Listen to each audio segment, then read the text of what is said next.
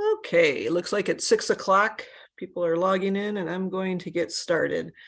Thank you for joining us tonight for a Find Your Fit presentation.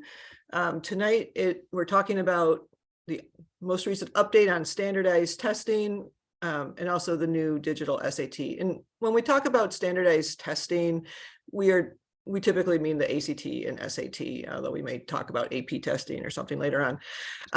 I'm joined tonight by Matty Steiner. Matty and I have done, I don't know, 3 of these together over the years. Since last year, Matty has moved to Maryland. So he's on Eastern time zone, which is why we started at 6 o'clock tonight, which is 9 o'clock Matty's time. So Matty, I appreciate you doing this. My name is Mary Pat O'Neill, and I'm an independent college counselor in Redmond. Matty is with Compass Test Prep. I'll let him talk about himself in a minute. Tonight, Matty put a whole bunch of resources in the chat. Matty's got most of the slides tonight because this is his material. We're not going to be sharing the slide deck. However, Compass has an amazing resource that you can either download or order if you want the physical copy for free. It's and it's got all the information in there. We will be taking questions at the end. And so we're going to start first just kind of talking about where we're at in standardized testing, and then we'll go into the new digital SAT. So I'm going to stop sharing my slides, Matty, if that works for you. Yeah, absolutely. And I'll start asking my questions here. So I'm going to. And maybe while you're doing that, I'll say just a few things about myself. Yes, please do. Cool. So hi, folks. My name is Matty Steiner. I've been within the college admission testing space for close to 15 years. I've been with Compass for 10 of those years. And usually, actually about 10 minutes before I got on tonight, I was speaking to a group of sophomore families in Chicago. There was this massive school district, District 118, that was getting ready to unveil the digital adaptive PSAT and SAT next year to their students. So I was there to run interference and demystify what's going on with that. I do represent a test prep company, but I always lead very lightly with that foot. I think my company, Compass, is very well respected for the very ethical and thoughtful way in which we approach admission testing. Much of that is informed by trends and data produced by colleges, admissions officers. We're not going to be speaking tonight unless you have burning questions, I guess, about how test prep actually operates. But we are a one-to-one online test prep company for students throughout the Seattle area, and we also do small group tutoring as well. So that's enough about me and Compass. So we can go right in whenever you want. Right, and all that stuff is true, and that's why I like to have you here as my expert. Okay, so it's hard to believe. 3 years since that darn pandemic started. And prior to this, I'm assuming that most of the families who are here today, you've got, class of 25, class of 26, et cetera. But prior to 2020, pretty much you had to take standardized testing. It was, the kids would be like, oh, I don't test well. And I'd be like, so sorry, you pretty much need to do it. It was hard to find colleges that didn't require it. It's changed, okay? So 3 years, okay, where are we at? And just so that families know, because obviously we're here in Seattle, and and Matty knows this, our 6 four-year public universities here in Washington State, UW, Washington State, Eastern, Central, Western, and Evergreen, they do not use test scores at all for admissions. And there is nothing that I have heard that makes me think that's going to change, at least not in the near future. Near future being the next year or two. Cal State, University of California, same thing. Even schools that are test optional, again, I've seen all the admissions, kids are getting in within test scores. That's on the West Coast, but I know that's not true everywhere. So what are you seeing, Matty? Yeah, that's a really great summation of what's been going on. So yeah, I think that generally there were usually indexed by fairtest.org, which is the nonprofit that houses all of this information about test optional colleges. They were leaders in trying to showcase all of these institutions that would admit students with or without exams. So I want to make it clear that there is a difference between test required schools, test optional schools, which say your application is complete with or without a score. You just get to choose whether or not it's additive. And then test free, formerly known as test blind, which we see at the UW, the UCs, where basically test scores are verboten. Right. And yeah, basically, as you had said, Mary Pat, when the pandemic hit, colleges didn't want to penalize students for factors that they could not control, especially in Seattle, which was hard hit. I think one of the worst in the country when it came to access to test sites. So I even found that the degree of optionality when it came to Seattle area families was greater than what we saw from other parts of the country when testing was able to resume more safely and successfully.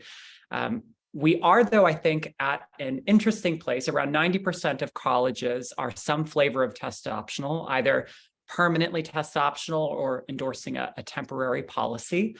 And usually what I recommend that families do, and I'm sure you've seen all different flavors of these policies, look at the policy language.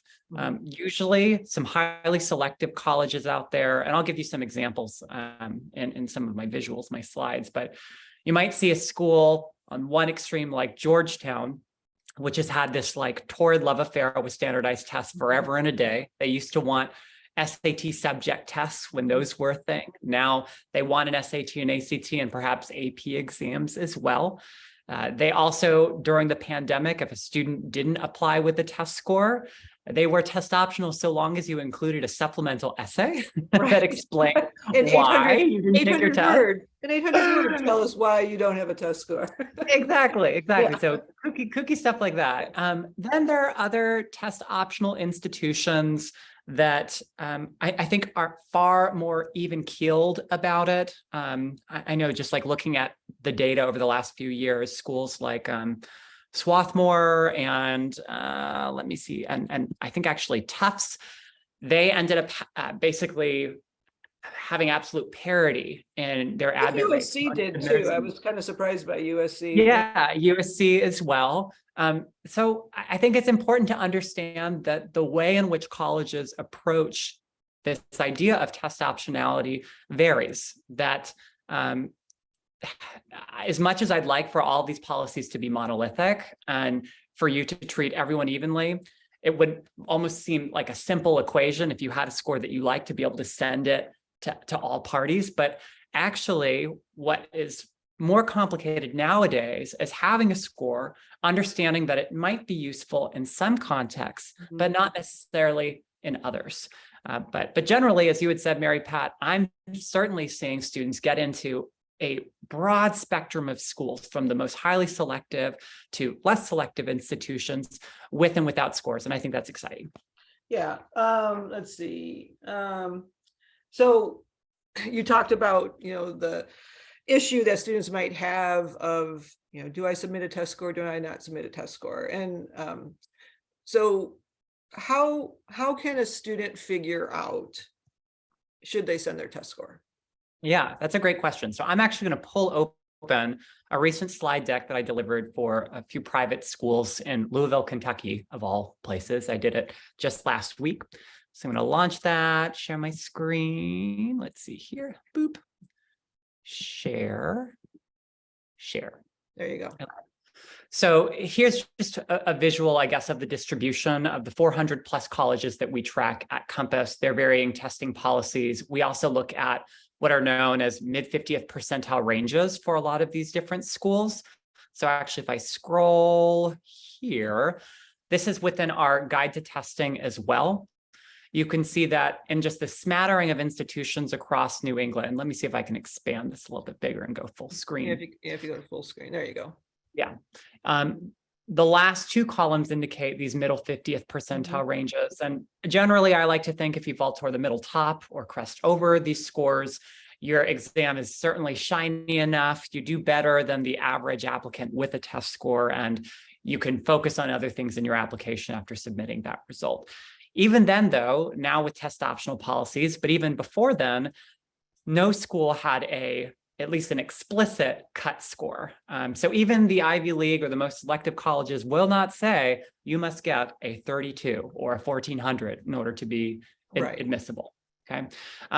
But I think that behind closed doors, admissions officers aren't perfect. It's I think that, subjective. yeah, it can be subjective. And in some cases, they might find that for a particular applicant, the scores can be useful, in other cases not. So the first step, looking at these mid-50th ranges, seeing where you fall.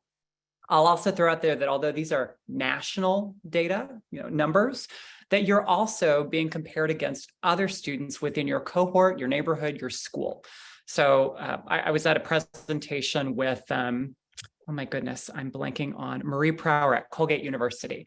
And she had made the comment that some students were applying to Colgate, noticing that the average scores were higher than usual and thought, oh my gosh, I'm at the bottom of this mid-50th percentile range, or maybe I don't even reach it. Well, Marie basically said, listen, you might actually come from a school too, where your particular score, even if it doesn't pass muster, according to our data, is very exceptional given your local context. Mhm. So in that case, you might want to share that information, right? So that's one way to think about it. I think the best summary was done by our pals at Grinnell, which is a liberal arts selective college. And they basically say, one, if your scores are an accurate representation of your academic ability, share them. If you got the score you hope for, and if it's above average for Grinnell, these are the numbers, just like I shared earlier, mid-50th percentile ranges, share. If it's not above average, but good for your high school or neighborhood, great. And then lastly, this one's a little bit finicky, and I always have some issues with it. But here they write, a high SAT or ACT score can, quote, offset a low GPA. And I want to squash this idea a little bit. Yeah. I'll usually say that a really great test score can heal the sick, but will not revive the dead. Right. So it might polish off the rough edges of a transcript, a student that maybe didn't do particularly well, had a soft semester, or had a class or two that they messed up in. Have you noticed that at all, Mary Pat, in your practice? Well, I was going to say, and I agree with you, although I'm still working, the high school students, at least like juniors, they had still the remote learning year. And I was just talking with a student whose GPA isn't stellar for where she's wanting to apply. However, she did get like 99th percentile ACT scores. And what's bringing her down is that COVID year. And I'm like, you know what? Let's just see. We'll explain it. We'll see what happens, So I agree. A lot of times parents get excited like, oh, yes, we got these great scores.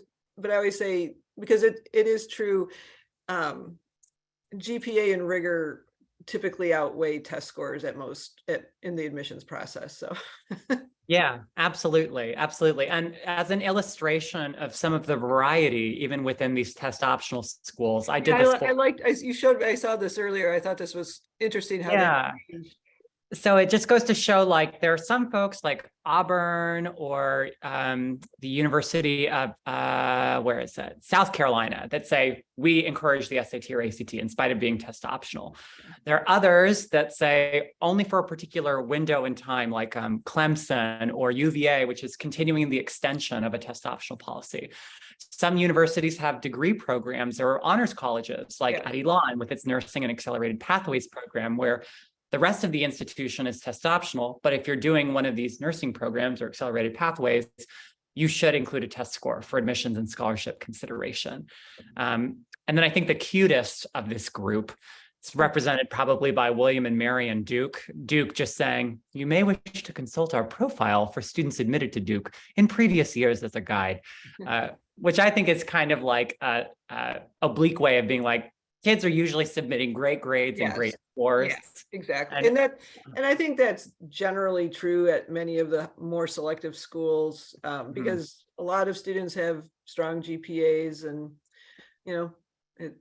if they have them, it certainly doesn't hurt to send them. So yeah. And I would say the last, maybe to bookend this, unfortunately, like, we have something known as, and we can talk about this later, concordance, a way to compare and make meaningful comparisons between SAT and ACT scores. Colleges accept both, and they can also chart relative, like what a particular score on the ACT means in terms of the all right, making sure that there's parity. Right. Unfortunately, there is no way to, based on your GPA, even at like a really great college prep public school in the Lake Washington School District, be like, all right, I got a 3.6 at Eastlake, and that means that I should expect to have a 1250 on the SAT, or like a, I don't know, a 28 on the ACT. And that means that that's like a good score based on my academic ability. We're kind of just like guessing based on the guideposts that the colleges provide, this testing language, the mid 50th percentile ranges, what we know in our own kind of high school applicant pool, how students have fared when they've applied to these colleges with certain GPAs and test scores. But yeah, it's not a perfect science, and we're often trying to read the tea leaves. Yeah. And there are, like, I see where tests are required. There are 2 states, and there might be more, but by law, they require at their public institutions, students must submit test scores, and that's the state of Georgia, which includes Georgia Tech, and then Right. Florida. All the Florida public schools, they just require them. So yeah. Okay. And then last thing before we start talking about this digital SAT, what about AP scores? Because it's one of those things, and prior to all this, I would tell a student, oh, taking the AP class, doing good in the class was very important, more important than how you did on the test. And I actually had a student, one of my seniors this year, he's like, I want to revise my UW application because I didn't submit my AP scores. And I said to him, they don't look at them. And he says, no, my sister says that's why she didn't get in. And so I said, okay. So I sent an email to UW and I said, can he, and they just move me back and they go, UW has never, ever, ever used AP scores in admissions. UW's about to release this week, Matty. So it's a very tense week in the oh, everyone's on pins and needles. Yeah, I bet. But anyway, so but things have changed because, and especially, and you can correct me if I'm wrong, but for STEM fields in particular, a lot of colleges, because, getting into computer science or whatever, it's gotten a lot harder. So they may like AP scores, they may like test, ACT, SAT, but what are you seeing about AP scores? And AP stands for advanced placement, in case anybody doesn't know that. Yeah. So I am at a really odd place with AP exams because, as you were saying, Mary Pat, the original intent, College Board creating these assessments and the courses that lead up to these exams, were readying students for college and potentially giving them credit that they could use to advance early, kind of passing through gen eds, maybe graduating early, reducing the cost of college tuition. All of that's gravy. That's wonderful. But a few things have happened in recent history that have changed the positioning of APs and I guess their relative importance. One of the more obvious ones is the retirement of something known as SAT subject tests. These were also created by College Board. They were popularly used by students applying to some of the more selective colleges. They were hour-long multiple choice exams that dovetailed with honors level coursework in math and history and science and foreign language, whatever. They were pretty lightweight, and you had some highly selective schools that really liked tests, like Georgetown, to bring them up again, that were like, why not do this? The APs generally were not seen, like the exams themselves, as make or breaks for application purposes. In fact, I know I myself, as a student, when I was applying to college, almost all of my APs were at the end of my 4 years of high school, mostly in senior year. I maybe took like one junior AP class, I could sit and take them till junior year. Yeah. And that was by the intentional design of the program. Of course, you'd want to take these exams after you'd fully matured and grown as a student. But nowadays, with APs being taken sooner. Some, I know I'm speaking in Philadelphia at a couple big public schools in the area that have multiple APs available to their students in freshman year, which I think is insane. Right. They are now trying to rush to take these exams because they know they can submit the scores prior to getting a formal accept letter from a college. So I think the one biggest and most egregious case of this And it's a little bit of hypocrisy, if I'm going to be totally honest, on the part of the University of California system, as much as I love them. And I myself graduated from the UC. I went to UC Santa Cruz and was a banana slug, had an amazing time. But they've noted that, yeah, they are a test-free school for the purposes of the SAT and ACT, but they will certainly accept any number of AP exams. And oftentimes the greatest recipients of APs across the country among students are the University of California, Berkeley, and UCLA. Yeah. So I guess what I wanted to maybe to summarize this idea of APs, I like to think that if they, and this is probably better, a more college counseling focused question, but of course, if they factor in developmentally with what makes sense, what you've learned historically, and you feel like you're ready for the curriculum, then by all means, that's great. And colleges always care about strength of curriculum in your transcript. Like that's great. But you shouldn't try to move heaven and earth to try and prematurely take an AP exam that is like way out of your depth for the purposes of giving yourself a leg up in the admissions process.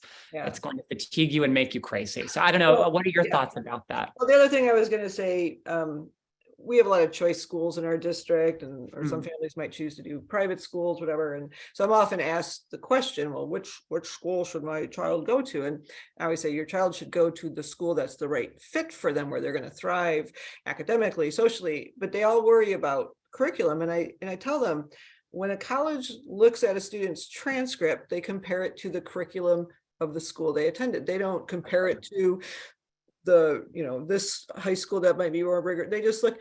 And the thing that I've been seeing this year, and I got to say, I don't know where this is coming from. I think there's like, maybe it's a TikTok or something. I have no idea. I've been seeing kids taking self-studying for AP exams that their school doesn't even offer, which is not even going to be on their transcript. Like, and sometimes I'll say, oh, well, you must really love this subject. And they're like, oh, no, it's my least favorite. And I'm like, what? I don't, that's what I don't understand this stuff. So if any of you are thinking of doing that, don't do it. There's better things to do with your time. So anyways. Yeah, no, I completely understand, Mary Pat. So yeah, I think that APs are occupying a conspicuous space. Colleges certainly, I'll maybe save it for another time, but there are some colleges that will ostensibly only care about APs as a part of their holistic review, not giving any extra credit or bonus points for the AP exam score. Others that say, no, there can be, we also want to provide credit for the purposes of the AP exam and the original intention of this. So anyway. Okay. So like with all things, with everything college, for all the update, it depends on the college, right? Right. That's right. Yeah. Well, why don't you tell us about the new digital SAT? Okay, folks, wrap yourselves in. So I'm going to pull up my slide deck yet again and try and walk you through it. And Mary Pat, you are more than welcome to basically like run in front if what I'm saying sounds like gobbledygook, because I'm still imperfect at talking about this as much as I'd like to, consider myself to be an expert. This is all so very new. So I'm going to go ahead and zoom down here. Okay, I'm going to go full screen. Cool. So the gist is, this is what we know from College Board. The debut of this assessment is that it will come in the form of the digital adaptive PSAT for the class of 2025, current sophomores. So they'll be taking it as juniors in October for the purposes of PSAT NMSQT, which stands for PSAT National Merit Scholarship Qualifying Test. And Matty, can you just tell again, because we might have some ninth grade families who may not be familiar with what the PSAT is compared to the SAT. Absolutely. So College Board likes to indoctrinate potential students and families to its assessments sooner rather than later. And so they have practice versions of their SAT doled out starting as early as actually 8th grade in the terms of PSAT 8-9, which can be taken in 8th and 9th grade. A 10th grade PSAT, which is identical in every way except by name as the 11th grade version. And the only reason the 11th grade version gets any extra attention All of these tests, by the way, never seen by colleges. They are purely diagnostic and experiential in value. The 11th grade PSAT, if you happen to score within the top 1% of your state, you may go on to qualify as a national merit semifinalist, finalist, or scholar, which at this point gets you on average a few $1,000s worth of merit aid toward a number of colleges. Although there used to be in the past, we're talking decades ago, colleges that would fall over themselves to attract more and more of these national merit scholars in hopes that they would also bring up their average test scores. I know the University of Oklahoma, for example, would give full rides to students. I think they still do a big chunk of tuition if they were national merit semifinalists or finalists. Not so much anymore, right? Yeah. So that's the PSAT. It's an abbreviated version of the SAT. It's on a shorter scale. So you can only get a max score of a 1520 on the PSAT as opposed to a 1600 on the SAT. And yeah, just purely practice. So that's what's coming for current sophomores. And depending on your school, are all schools so just so you know, in Lake Washington, yeah. They don't give it to 9th graders, but 10th graders pretty much across the board.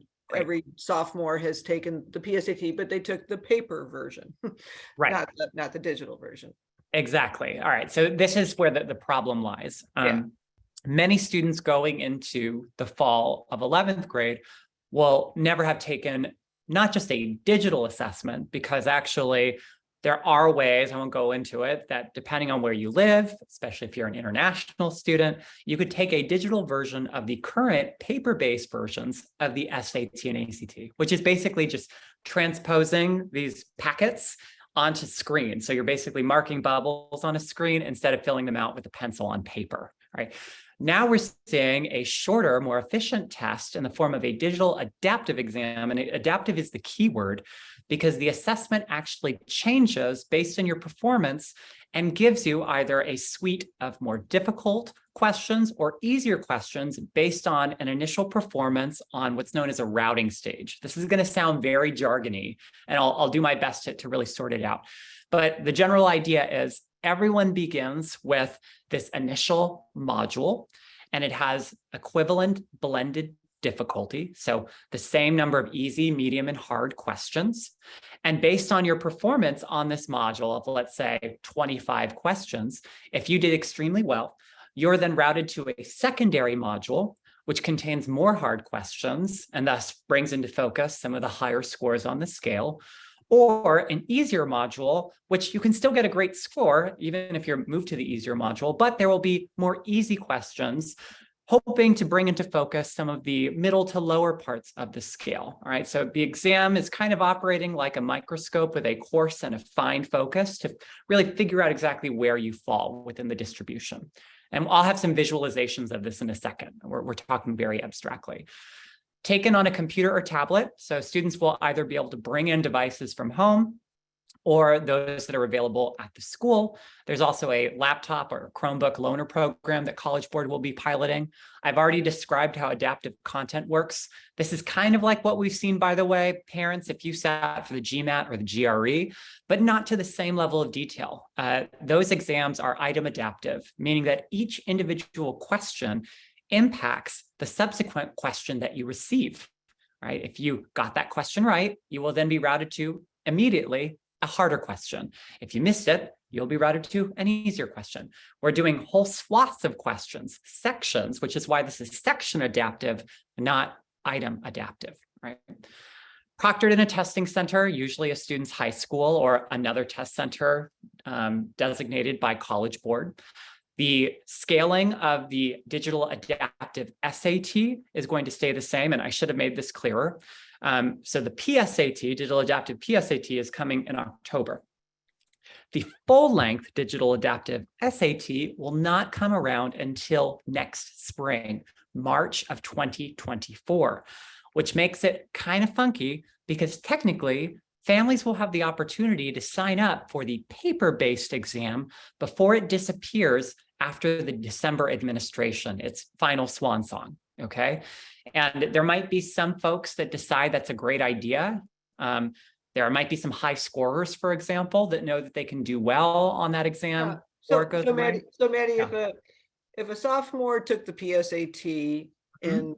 in the fall of this, this past fall of 2022, and they scored well, however we want to define, but they scored well. Okay, because like that, isn't the average SAT score 1,000? Is that right? Is that still correct? Yeah, around there. Yeah. Yeah. Okay. So, I don't know. I was doing scored again, a sophomore, no studying, 1,200, 1,300, I don't know. But Yeah. if they did well, they may want to take a paper version. I don't know. Yeah. Yeah, You know, it's totally fine. Yeah, yeah. And so what you really see, I think, is two pathways emerging for testing. I'm going to call one the College Board path because it might include both a paper and digital adaptive well, SAT. sure it would. You know?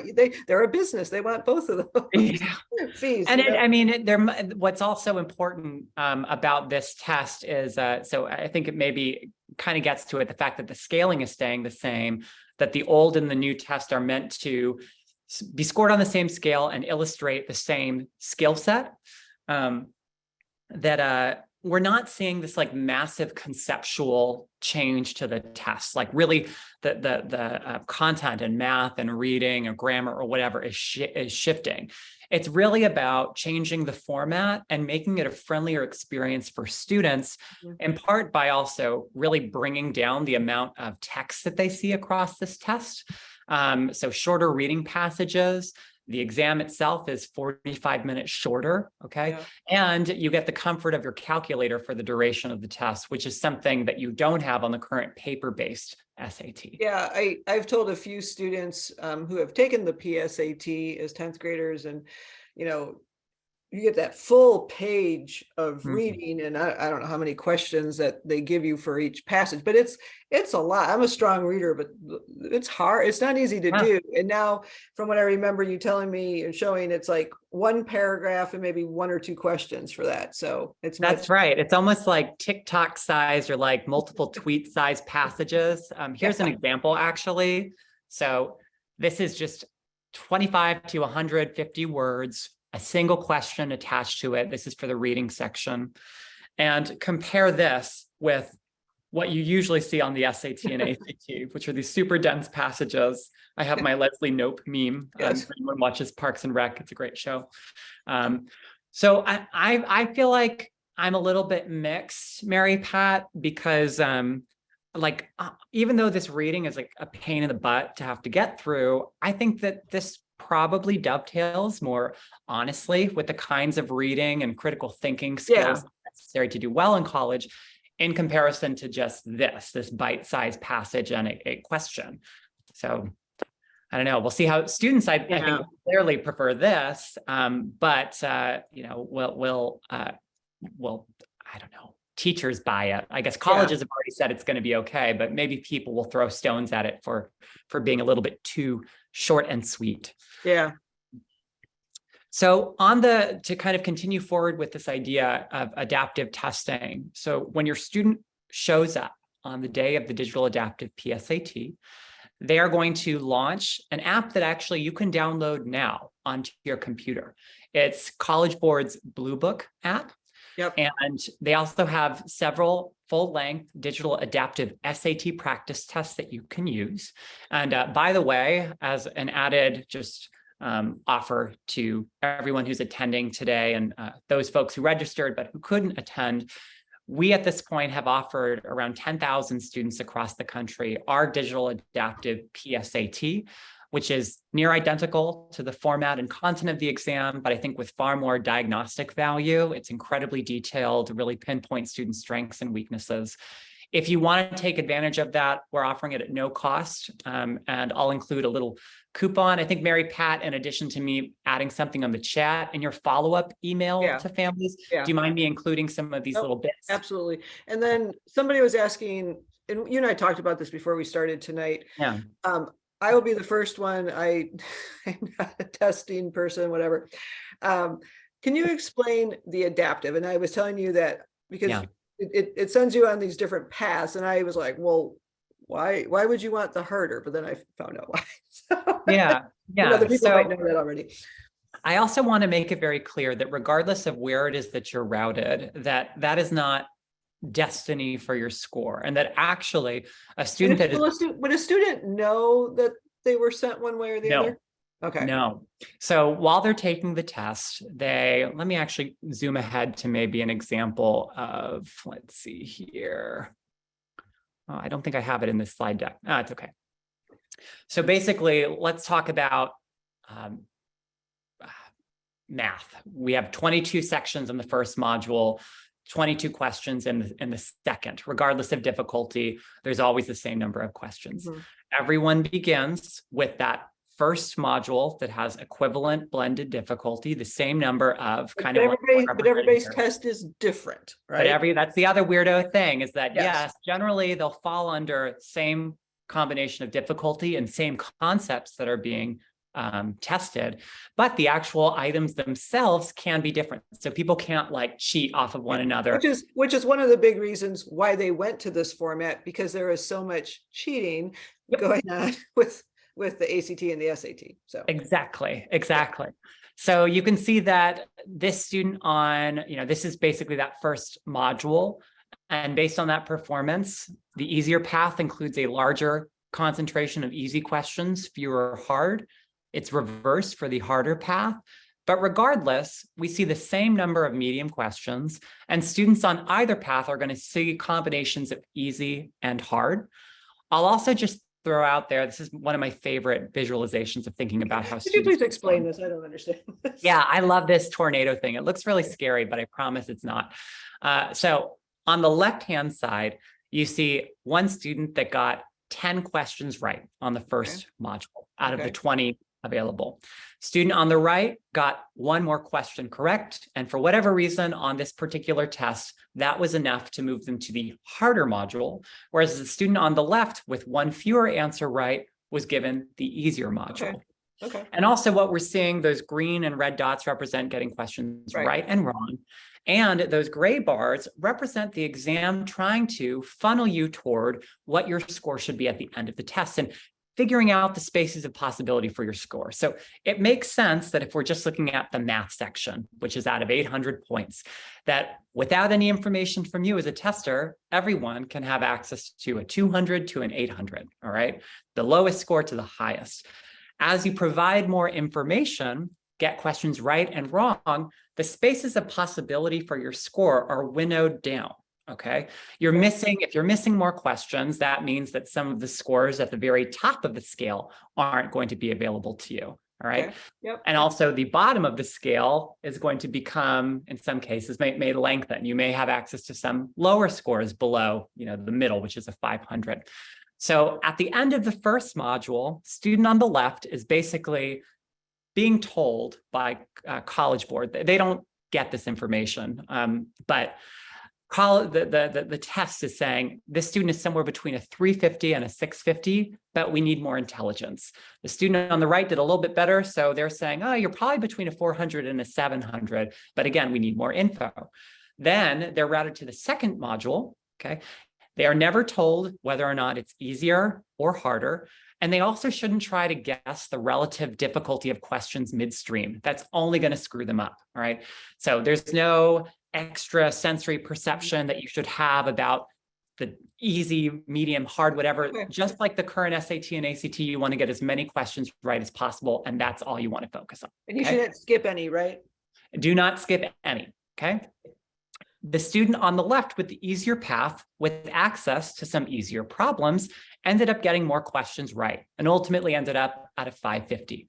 In comparison to the student on the right, who missed more questions, likely the harder questions that they were given in greater concentration, but ultimately also ended up at the exact same scaled score of 550, all right? So that's generally how the exam both adapts and how it's funneling students based on the questions that they answer right and wrong to their scaled score, okay? A few other key takeaways are that one, the majority of the score or scores on the scale, perhaps even up to a 700 on the math and the verbal, are available even if you're routed to the easier module, okay? It's also incredibly unlikely that a student who would normally score, let's say, above a 750, close to perfect, would just sully themselves, make so many careless errors on the first section of the test that they would be erroneously routed to the easier module and then just knock the pants off of it, right? And even if they did happen to make a bunch of mistakes, why would we say that that student would deserve getting a higher score? They just had a bad day, right? They can sit for the exam at another time, just like they do currently for the SAT and ACT. And that last point is just what I said earlier.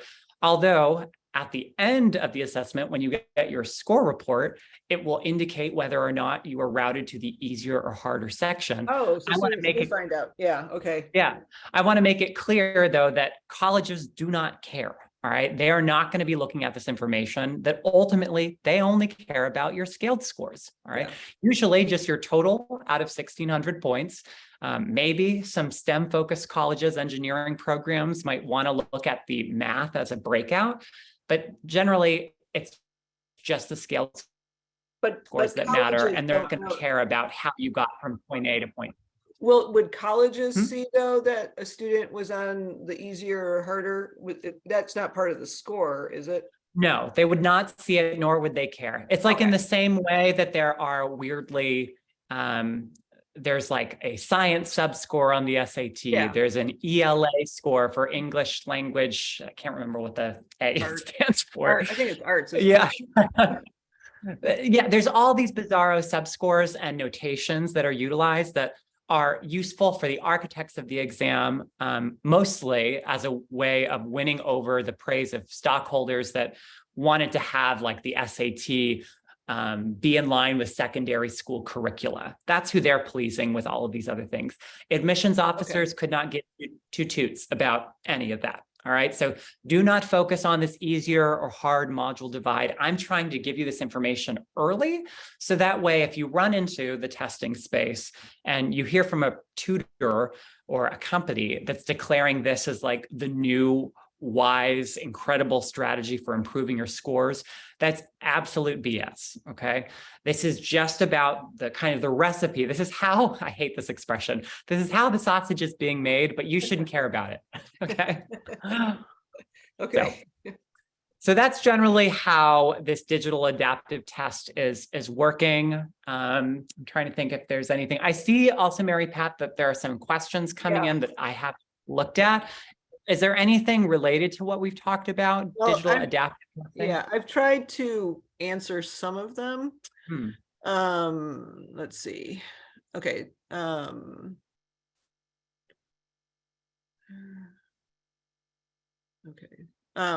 What is the benefit if one does extremely well and does good in harder questions compared to one who does well with easier questions? I don't think there's any different. It depends on it's your score. That's all you care about. That's right. That's right. So there is something that I'm not going to talk about today, which is mostly to offset the probability of a lower scoring student who ends up getting lucky and guessing correctly on harder questions that are not appropriate for them. The exam behind the scenes is doing its best to route students to questions that are better calibrated to their ability, in a way like if we were having a basketball ability test. Like you have someone like in the NBA and you want to have them be taking like the most difficult shots and comparing them with like athletes that are also trying to get like 3-pointers, half court shots, whatever. Whereas you're going to have me, like a basketball idiot, probably only doing the layups. That's going to be the focus of my assessment and where the most value is going to be. And the exam doesn't want to necessarily give me extra points because I just so happened to do a granny shot from half court with my eyes closed and it went in. Like that is not a good prediction of my ability. This is why we're seeing a more, what do you want to say, specified grouping of questions based on ability, which is why you're being routed either to kind of the easier or harder module. Does that kind of make sense? Yeah, it does. Okay. Somebody asked, does the digital SAT have the same sections as the paper-based SAT? It does. And the exam, and this is perhaps one reason for picking one test or the other as far as ACT versus SAT. The SAT, you take all of your verbal questions and grammar questions at once. The verbal modules occur first, then there is a 10-minute break, and we switch completely to math, and we have our 2 math modules, right? But the ACT, if I were to pull that up in comparison, see here. The ACT is not switching to digital. It is still a paper test. And That's right. And colleges do not care. Some students are better at the ACT and some are better at the SAT. And the advice that I always give when a student takes the PSAT, and P stands for preliminary SAT, I like to call it the practice SAT, in 10th grade, I think it's a great time to take a mock or practice ACT. Companies like Compass offer them. Pretty much every PTSA in the Lake Washington School District, the high schools, they all offer them as a little fundraiser in the fall and the spring. But and Matty mentioned those concordance charts, which compare what an ACT score to an SAT score. That is the best thing I think a student can do, is and see which test that the student does better on, because they are different. Both of my children, even though they were very strong with math, they were ACT kids. I was an ACT student, Yeah, used completely interchangeably. Ultimately, we use practice tests to, if they do happen to have a affinity in the scores that, they indicate that there's like a clear strength on that practice test for the SAT versus the ACT, go with it. Most students tend to perform about the same, which is one of the reasons why colleges also accept these exams ubiquitously, because they tend to test the same set of skills. Even though the flavor, the cadence, the rhythm of these exams is different, there are some modifications as far as like how concepts are being asked, how the questions are framed between the exams, but it's why they're universal. Students are doing about the same on both. I'll switch over. I feel like this will go nicely into guidance. I'm going to jump ahead here. Okay. So you had kind of gotten to this earlier, Mary Pat, and I just want to make it very clear about what your options are for the class of 2025. If you are a junior tonight, is it possible that we could have some junior families too, Mary Pat, or less so? It's possible, and I haven't figured out how to take a poll, so I can't ask anybody. Well, I'll just make it. I tried last week and it bombed. So okay. No worries. No worries. So I'll just make it clear. If you happen to be a current junior or older, you have the paper and pencil SAT and ACT. Take practice tests of both if you can, or compare the results of your paper PSAT with a practice ACT. Pick one, move on. Okay. Yeah. Technically, in this year, it's a weirdo year. Happened in 2016 when the SAT changed then too, which was really annoying. Again, you have the opportunity to sit for this paper-based test before it goes away after December, or just wait and bide your time until the digital adaptive test debuts. You could also decide that, Matty, Mary Pat, this all sounds great. Testing sounds like an awful headache, and we know that we're only applying to schools that are test-free, right, or have made it very clear in their admissions policies that testing isn't very helpful. Yeah, and some people just don't test well. It has nothing to do with intelligence. Yep. They just don't test well. Yep, I was a horrible tester. I scored in the 15th percentile of my GREs, by the way.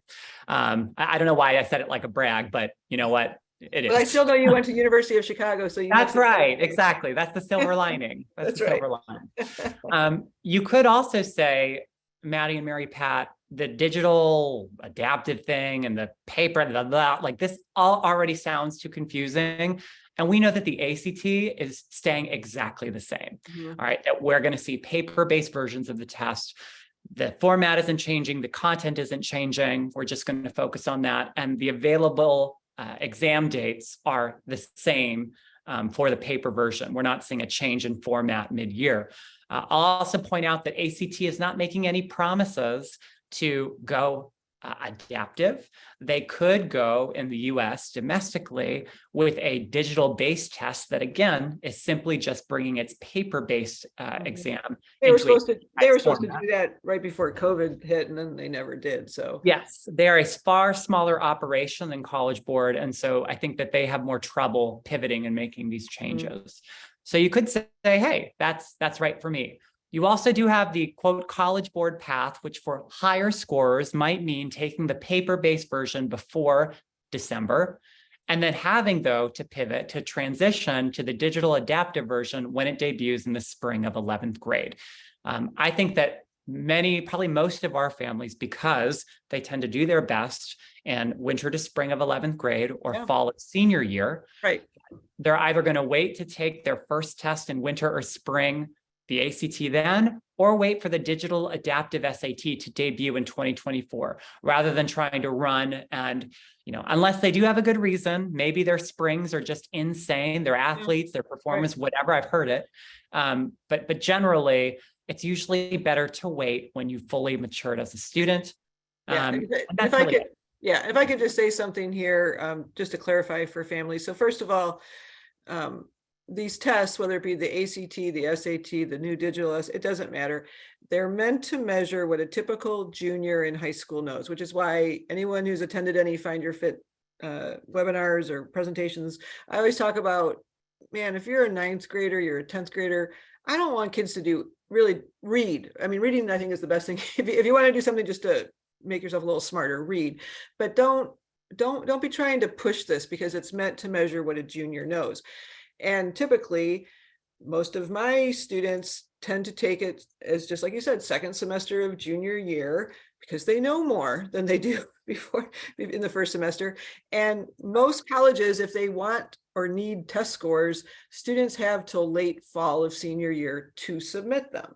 So, the tests are offered in the summertime, they're offered in the fall, so Matty, question, I don't know if you mentioned this, are they changing the dates for the SAT, or you don't know yet? I think generally they're trying to keep the same calendar, but they are trying to offer the exam to schools individually for discrete sittings.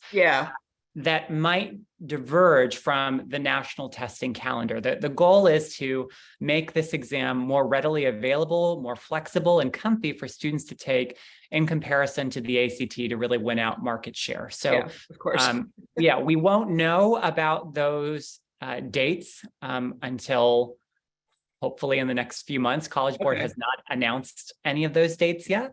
Well, they usually come out. They usually come out in the summertime with the next calendar year dates. So yeah, they do. But I was expecting them to have some numbers on the board rather than kind of like theoretically saying that there could be more administrations available.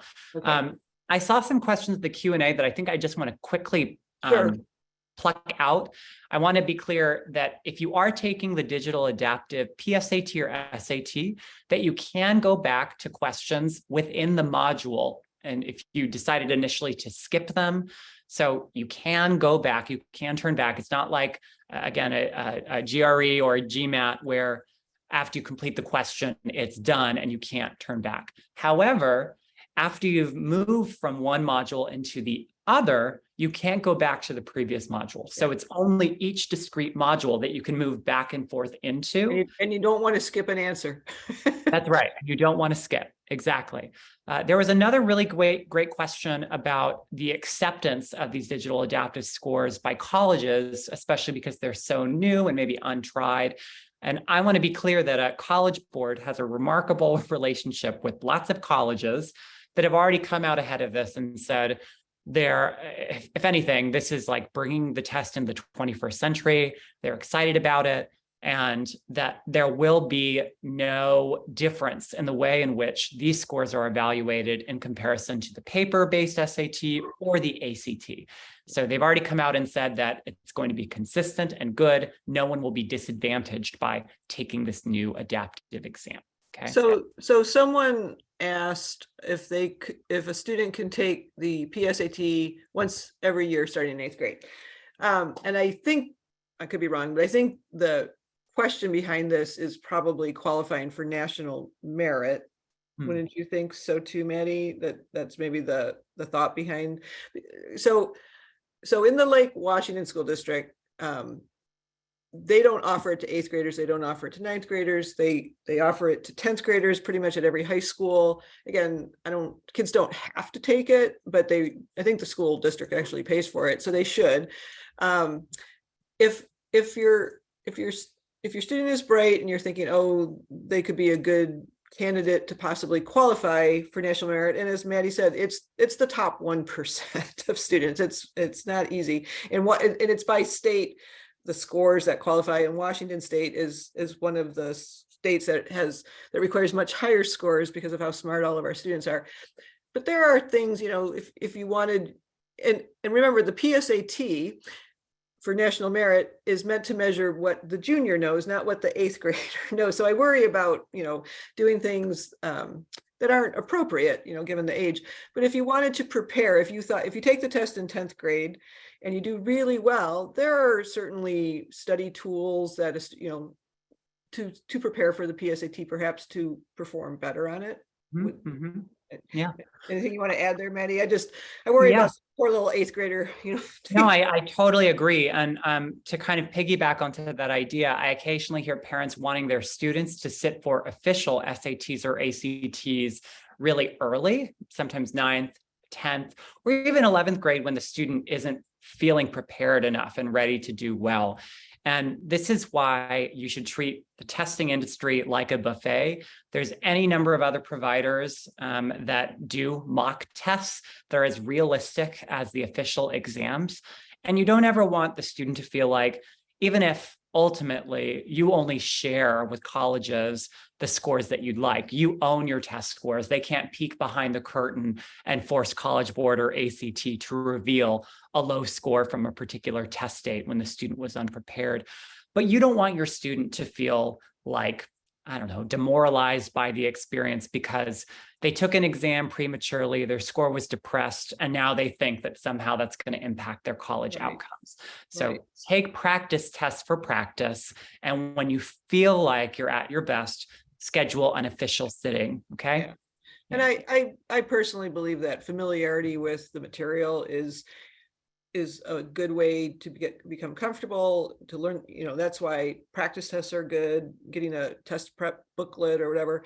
Somebody asked if you can go back and change your answer. And I'm assuming if you're still in that module, you could go back and change your answer, but once you're out of the module, you cannot change your answer. That's correct. That's correct. Okay, what else do we got here?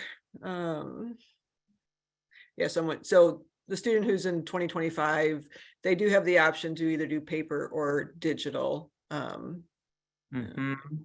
Yeah, we've gone over that, which to take. And we've gone over whether or not. Yeah, so for national merit, my understanding, you do, the PSAT is not enough to win, to get declared a national merit scholar. You do have to take an actual SAT, but they will accept the ACT too, is my understanding. Or is that only during COVID? No, for confirming scores, they will accept a full-length SAT or ACT. But you obviously need the PSAT from 11th grade in October. Right. They won't take anything different. That's right. And confirming score, folks, just means that you're proving with the results of an official full-length exam that initial PSAT wasn't a fluke. I haven't met a single student that was in the running for national merit contention and didn't get the confirming score for the SAT or the ACT. Yeah, me either. So somebody asked, Matty, you can answer this one. How would somebody know if their student is more ACT oriented or SAT oriented? And why don't you talk, and I know that they're similar, but I do think there are some differences in the tests. So why don't you talk about that? I would say right now, the most salient differences occur when we look at the digital adaptive format. So I want to kind of look ahead versus what has been the case historically. So just to show you, if we look at the timing, the number of questions, and then the time that we have per question, I think this is where we see a very clear divide. So the digital tests on the left, the ACT on the right, about the same amount of time. In fact, the SAT is a bit longer, but there are fewer questions, 44 versus 60. But you do get 1.6 minutes per question versus only 1 for the ACT. ACT is often, I think, discussed as being a, quote, more straightforward exam that feels though faster paced, that students aren't allowed to, I guess, breathe as much. I don't know, depending on who you talk to, the inverse might be confirmed by the student, but this is what it looks like mathematically. Where it becomes the most obvious is when we compare the verbal components of these exams. And you may have noticed in one of the previous slides where I showed the SAT and the ACT that there was also this bizarro science section on the ACT. Like what in the world is that?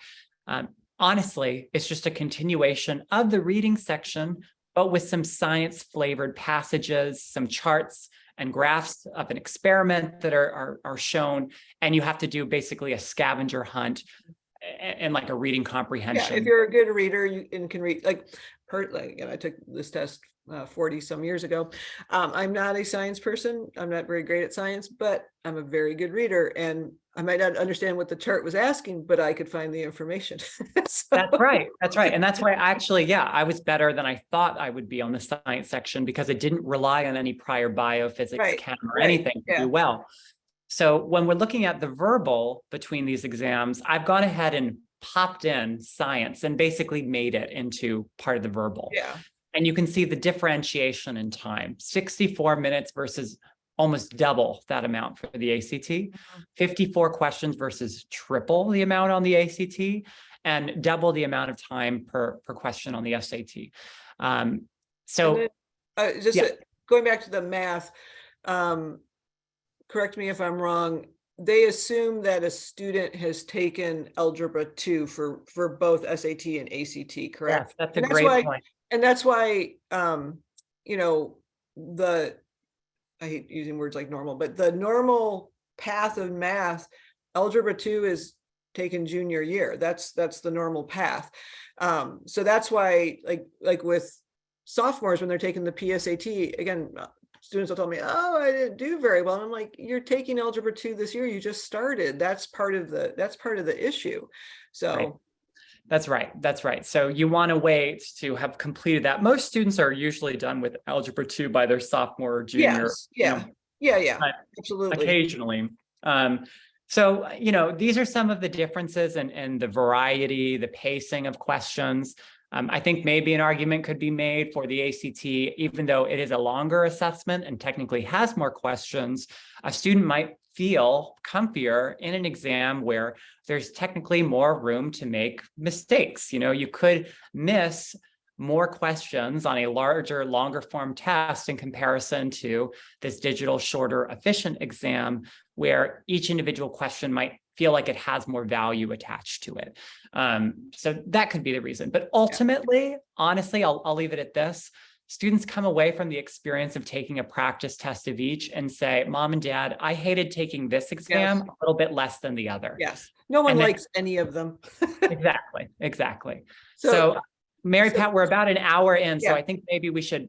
Yeah, I'm just finishing up the questions here, and I know it's late for you. And you and I kind of talked about this, so I'd like you to give an official answer, I guess. So why would a student from the class of 25 even worry about taking the paper SAT if the digital version is offered in the spring of 24? Seems like it being shorter and more adaptive. Yeah.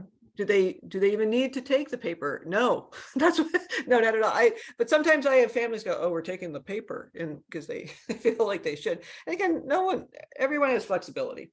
Yeah. Anything you want to add to that? No. I think we've gotten it. This is being recorded. I saw another question about that, so we'll be sure to share the recording. Yeah.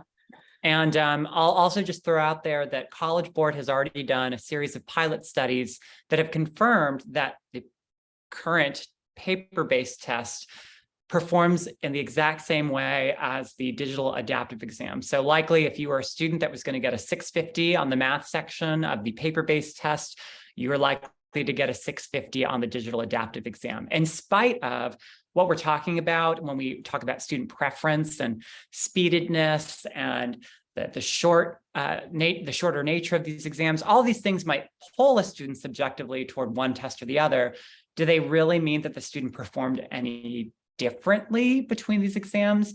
The College Board is saying no, that actually students should perform identically.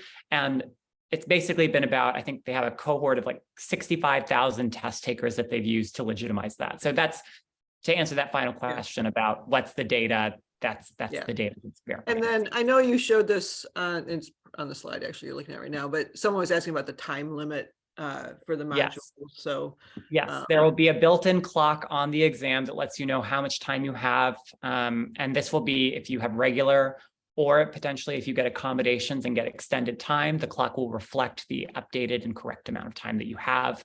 And yeah, basically it. Okay. All right, so Matty, if you'll stop sharing, I'll just show my last couple slides that I Sure. have. And let's see here. Really appreciate you doing this, Matty. Oops. Of course. Let's see. Stop sharing. Come on, people. me and my Zooms, I tell you.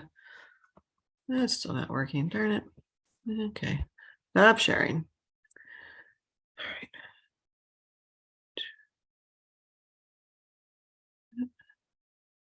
Oh, there we go. Okay, it moved. All right. All right. So so what's going to happen is this is being recorded.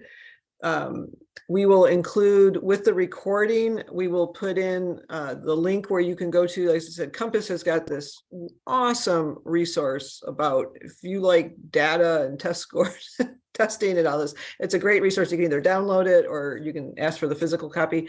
I have the physical copy in my office. I often pull it out. I like to read it a lot. It's actually really good.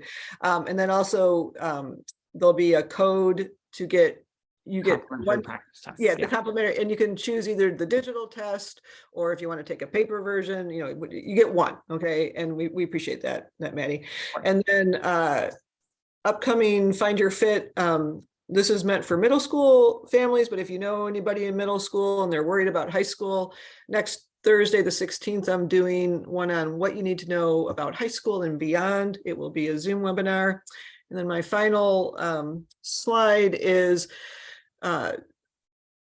please support the Lake Washington Schools Foundation. It is totally relies on donations and grants. So all of you who donated a little bit to come to tonight to hear this information, it's very appreciated. It all goes to the foundation. I'm a volunteer, Matty's volunteering. But the spring benefit is coming up on March 23rd. It's going to be a luncheon.